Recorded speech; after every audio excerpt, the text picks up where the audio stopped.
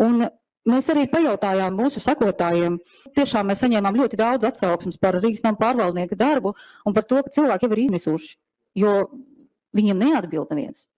Viņi mēģina sazvanīt, viņi mēģina sarunāt, bet viņiem nekas nesanāk, tāpēc, ka tur augšā ir pavisam cita realitāte. Tur ir 100 000 konkursu par zīmolu izveidi, tur ir ballītes, jā, es uzskatu, ka tās tiešām par vientuļiem sētniekiem jūs, protams, gribējāt mūs iežēlināt, bet jūs labāk viņiem paceliet algu, lai viņi paši izlemj, ar ko viņi ballēties gribēs tajā jaunajā gadā.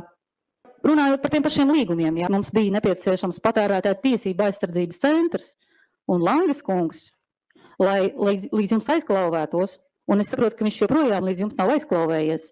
Es nezinu, kādi īpaši informācijas kanāli jums ir nepieciešami, lai jūs beidzot saklausītu to, ko jums brēc visi jūsu klienti Rīgā.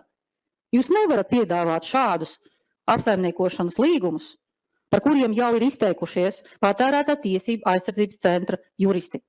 Un jums kā paraugu uzņēmumam pienākums ieklausīties arī pirmšķietamās bažās. Jūs teicāt, ja būs kaut kāds lēmums, tad mēs kaut ko grozīsim un sūtīsim. Ko mēs redzam? Jūs tagad pēc dažām dienām sasauksiet semināru, kurā jūs skaidrosiet saviem klientiem, cik tiešām tas līgums ir labs, ka viņiem nav taisnība, un mēģināsiet viņus mierināt tā vietā, lai tiešām panāktu pretī un grozītu šos līgumus tā, lai visiem ir mierīgi.